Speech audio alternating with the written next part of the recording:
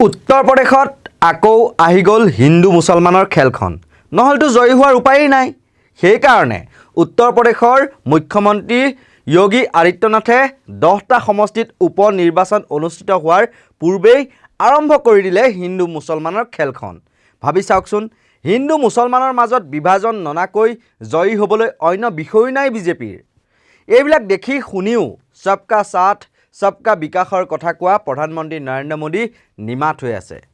মোদীৰ সবকা সাথ সবকা বিকাশ সবকা বিশ্বাসক সদায় জলাঞ্জলি দি আহিছে একাংশ নেতাই।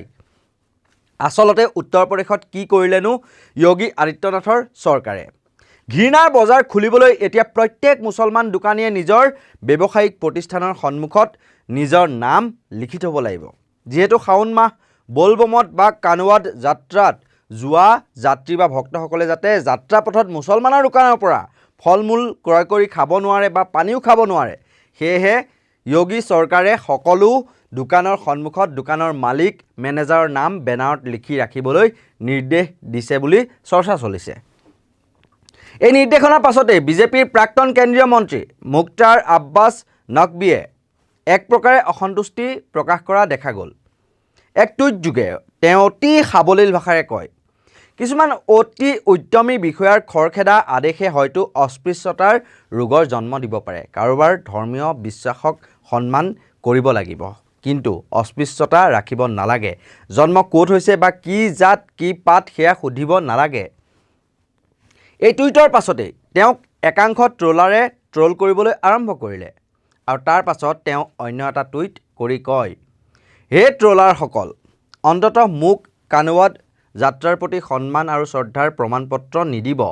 মই সদায় বিশ্বাস কৰোঁ যে কোনো ধৰ্মীয় বিশ্বাস অসহিষ্ণুতা আৰু অস্পৃশ্যতাৰ পণবন্দী হ'ব নালাগে। আমি সদ্যহতে অসমৰ প্ৰেক্ষাপটত কি দেখোঁ? কোনো হিন্দু লোকে যেতিয়া কোনো ধৰ্মীয় অনুষ্ঠানৰ শোভাযাত্ৰা বাহিৰ কৰে বা ওলাই যায়, তেতিয়া একাংশ মুছলমান লোকে পানীৰ লগতে খাদ্যবস্তুৰ লগতে ফলৰ ৰস যোগান ধৰে। ঠিক এইদৰে মুছলমানসকলৰ কিবা ধৰ্মীয় অনুষ্ঠানত হিন্দু ধৰ্মাৱলম্বী লোকসকলে এনেদৰে পানী বা ফলৰ ৰস যোগান ধৰি আহিছে। এয়া একতাৰ এনাজৰী, সমিলমিল, ভাতৃত্ববোধ। এতিয়া যোগী আদিত্যনাথৰ কথা বাদেই দিয়কচোন, এইগৰাকী প্ৰধানমন্ত্ৰীয়েই দেখোন মুছলমানক ঘোষপেঠী অৰ্থাৎ অবৈধ দখলকাৰী আখ্যা দিছিল। যোগী আদিত্যনাথৰ চৰকাৰৰ এই সিদ্ধান্তৰ পাছত কংগ্ৰেছেও তেওঁ উভতি ধৰিছে। কংগ্ৰেছ নেত্ৰী সুপ্ৰিয়া শ্ৰীনাথৰ প্ৰশ্ন, যদি আপোনালোকক কাৰোবাৰ জৰুৰীকালীন অৱস্থাত চিকিৎসালয়ত ভৰ্তি কৰোৱা হয় আৰু তেতিয়া যদি চিকিৎসা কৰিবৰ বাবে কেৱল এগৰাকী মুছলমান চিকিৎসক থাকে, তেতিয়া তেওঁৰ হতুৱাই চিকিৎসা নকৰাব নেকি? জীৱন ৰক্ষাৰ বাবে এটোপাল তেজৰ বিচাৰি যেতিয়া হাবাথুৰি খাব, তেতিয়া কেৱল মুছলমান ব্যক্তি এগৰাকীয়ে যদি ৰক্তদানৰ বাবে আগুৱাই আহে, তেনে তেওঁৰ পৰা ৰক্ত নল'ব নেকি? শুনক কি কৈছিল সুপ্ৰিয়া শ্ৰীনাথে। गरीब रेहड़ी वाले को आदेश है कि वो अपना सामान अपने नाम की तख्ती लगाकर ही बेच सकता है। ऐसा इसलिए किया जा रहा है जिससे कावड़िया किसी मुसलमान फल वाले से फल खरीद के ना खा ले या किसी मुसलमान के ढाबे या होटल पर खाना ना खा ले। जब बैठे बिठाए कुछ ना हो करने को तो नफरत का छौंका लगाना बीजेपी की आदत बन चुकी है। लेकिन कुछ सवाल जरूर कौंधते हैं, भगवान ना करे जरूरत पड़ जाए और सामने एक ही डॉक्टर हो और वो मुसलमान हो तो क्या आप इलाज नहीं कराइएगा? जरूरत पड़ जाए और खून से ही जिंदगी बच सकती हो और सामने वाला एकमात्र व्यक्ति मुसलमान हो तो क्या उसका खून नहीं लीजिएगा?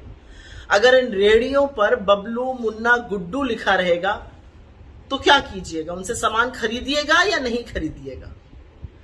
असलियत ये है और ये कितनी बड़ी विडंबना है कि ये उन कावड़ियों के साथ किया जा रहा है जो भगवान शिव पर अर्पित होने वाले जल को चढ़ाने और लेने जा रहे हैं।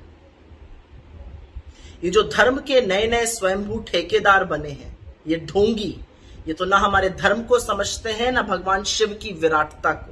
চাওকচোন, এইগৰাকী আম বিক্ৰেতা আৰিফলৈ চৰকাৰ নিৰ্দেশনা মানি আৰিফ আম বুলি লিখি লৈছে কাগজত।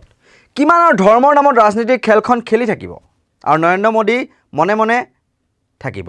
অখিলেশ সিং যাদৱেও টুইটাৰত এই বিশেষ ভিডিঅ' শ্বেয়াৰ কৰি ইয়াক লৈ কৰিলে এক বিশেষ ৰাজনৈতিক টিপ্পনী। আপোনালোকৰ স্ক্ৰীণত সেই বিশেষ টুইট। এই ব্যক্তিজনে যদি তেওঁৰ নামৰ নামটো আগফালে ল'লেহেঁতেন তেন্তে হয়তো কোনোবাই তেওঁক বচাবলৈ আহিলহেঁতেন বা নাম দেখি সহায়ৰ বাবে আগবাঢ়ি আহিও আকৌ ঘূৰি গ'লহেঁতেন। পানী জমা হোৱা দেখি বিভ্ৰান্ত নহ'ব। এই ভিডিঅ'টো গোৰখপুৰৰ নহয়। পানী জমা হোৱা সমস্যাটো কেৱল গোৰখপুৰৰ নহয়, সমগ্ৰ ৰাজ্যৰ সমস্যা। কোনোবা আছে নেকি? আৰু তেওঁ এটা বিশেষ টোকা লিখি তেওঁ লগতে কয়, এই ভিডিঅ'টো দেখি একাংশ ৰাজনৈতিক বিশেষজ্ঞই কৈছে যে এই ব্যক্তিজন বিজেপিৰ নেতা কৰ্মীৰ প্ৰতীক, যিসকলে বুজিব পৰা নাই যে তেওঁৰ বাইকখনৰ হেণ্ডেলডাল সংগঠনৰ ফালে যদি ঘূৰাই দিব নে চৰকাৰৰ ফালে ঘূৰাই দিব। বাৰু সেয়া যি কি নহওক, ৰাইজ সজাগ হৈছে। বিজেপিয়ে গিলাব খুজিলেও ধৰ্মৰ আফিং নিগিলে সাধাৰণ জনতাই। নহ'লেনো ৰাম মন্দিৰ নিৰ্মাণ কৰিও অযোধ্যাত বিজেপিৰ প্ৰাৰ্থীগৰাকী পৰাস্ত হয়নে? চাৰিধামৰ অন্যতম বদ্ৰীনাথত বিজেপিয়ে মুখ থেকেচা খায়নে? ৰাইজ সঁচাকৈয়ে জাগিছে। এনেকুৱা ধৰণৰ সত্য নিৰপেক্ষ বিশ্লেষণৰ বাবে আপোনালোকে চাই থাকিব নৰ্থ ইষ্ট নাও। আৰু যদিহে আপোনালোকে ইউটিউবত চাই আছে তেতিয়াহ'লে আমাৰ নৰ্থ ইষ্ট নাও যিটো ইউটিউব চেনেল সেইটো আপোনালোকে ছাবস্ক্ৰাইব কৰি দিব।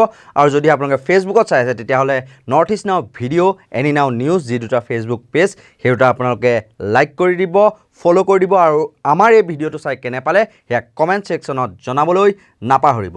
চাই থাকিব নৰ্থ ইষ্ট নাও। ধন্যবাদ।